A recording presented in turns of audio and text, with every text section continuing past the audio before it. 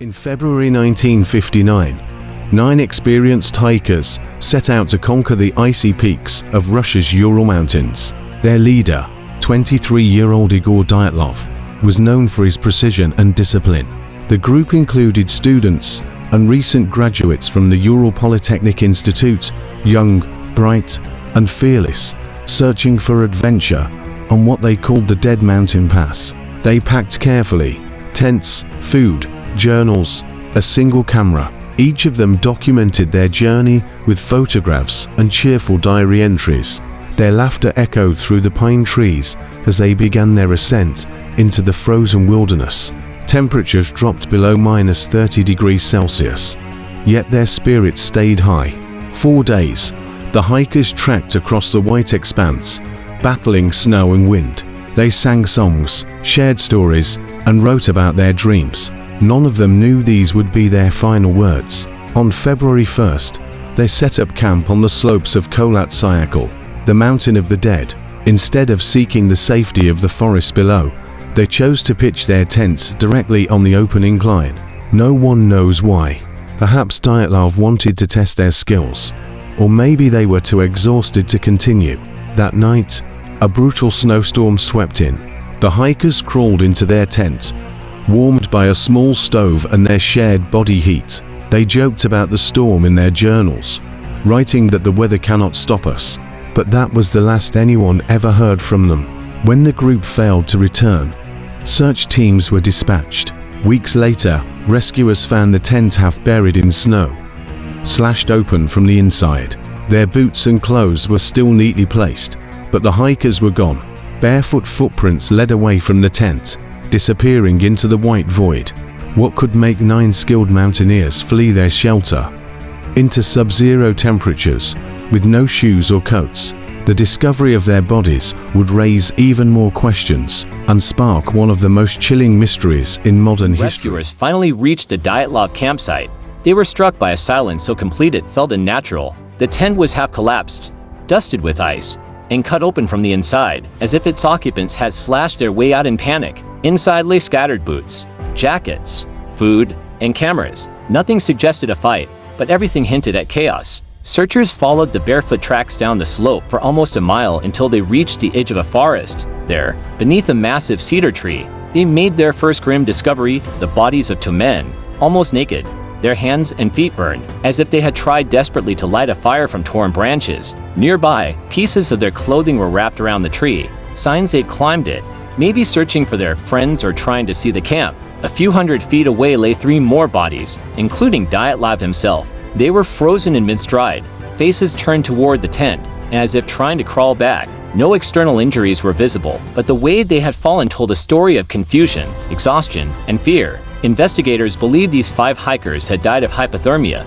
It made sense, at least at first, but the remaining 4 hikers were missing for 2 months. Heavy snow buried the search area, concealing the rest of the group. When spring came, the melt revealed their final resting place, in a ravine deeper in the forest. That's when the investigation turned from tragic to terrifying.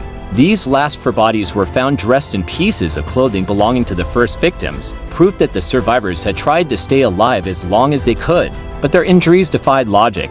1 woman's tongue and eyes were missing. 2 others had shattered ribs and skull fractures so severe they were compared to the impact of a car crash. Yet, strangely, there were no external wounds, only internal trauma. Even more disturbing was the trace of radiation found on their clothes. Where had it come from? No one could explain it. Soviet authorities closed the case quickly, declaring the cause of death as an unknown compelling force. Families were silenced, files were sealed, and rumors began to spread. Whispers of secret weapons tests, KGB experiments, or something even stranger lurking in those mountains. Whatever happened that night on Kholat Syakhl, it was violent, sudden, and beyond anything those 9 young hikers could have imagined. The Soviet authorities closed the Dyatlov case. The official report did little to quiet the growing storm of questions. An unknown compelling force, they wrote. Vague words that only deepened the mystery. What kind of force could make 9 young hikers tear through their own tent and flee into a deadly blizzard? Over the years, countless theories have tried to explain it. The most common was an avalanche, simple, logical, and tragic. Investigators suggested that a minor snowslide might have scared the hikers, forcing them to escape in panic. But this theory quickly fell apart. The slope where they camped was too shallow for a true avalanche, and when rescuers arrived, the tent and its surroundings showed no signs of one.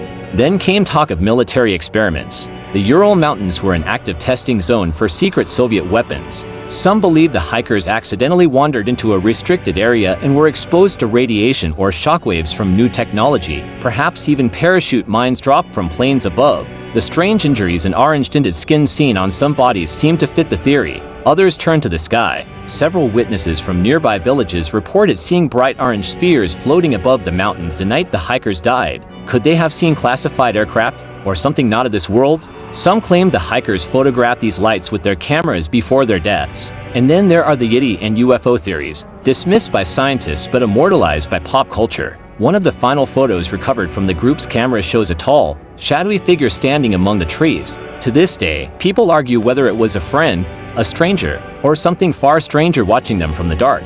In 2019, Russian authorities reopened the case, hoping modern science could solve it once and for all. Their conclusion: a slab avalanche, a smaller, slower collapse of snow. But for many, this explanation felt like another attempt to bury the truth. Why were the files classified for decades? Why were some pages missing when they were finally released? And why did locals call that mountain the Mountain of the Dead long before the hikers ever set foot on it? The deeper you look into the Dyatlov mystery, the more the answers seem to fade like footprints in snow, leaving only questions and the echo of 9 young lives lost in the dark. More than 6 decades have passed since the 9 hikers lost their lives on that frozen mountain, yet the Dyatlov Pass remains as mysterious and haunting as ever. Scientists have studied, skeptics have argued, and storytellers have imagined countless explanations. But the truth may forever be buried beneath the snow. In 2021, new computer simulations offered a modern twist on the avalanche theory. Swiss researchers recreated the conditions on the slope and suggested that a small, delayed snow slab could indeed have struck the tent, enough to terrify the hikers, but not leave obvious traces by the time rescuers arrived. It's plausible, but not perfect. It still doesn't explain the radiation, the missing tongue, or the strange lights reported in the sky that night. Some believe the group experienced infrasound, low-frequency vibrations caused by wind moving across the mountain that can induce panic, disorientation, even terror. Imagine a sound you can't hear, but that your body feels deep in your bones. Something primal that makes your instincts scream run. Could that have driven them into the storm? Others believe the hikers encountered something or someone they were never meant to see. Military patrols, weapons tests, a secret that cost them their lives. And so, the legend of the unknown compelling force lives on. But beyond all the theories and speculation, there's something deeply human at the heart of this mystery. 9 young explorers who loved adventure, laughter, and the wild beauty of the world. Their photos show smiles, songs, friendship, moments frozen forever in time before the darkness came. Today, the Dyatlov Pass stands silent once more. Visitors still leave flowers by the memorial stone etched with the names of the hikers. The wind still howls through the trees, echoing the night they vanished. And as snow falls softly over that lonely ridge, it feels almost as if the mountain itself remembers. But we'll never tell. Maybe the truth isn't meant to be solved.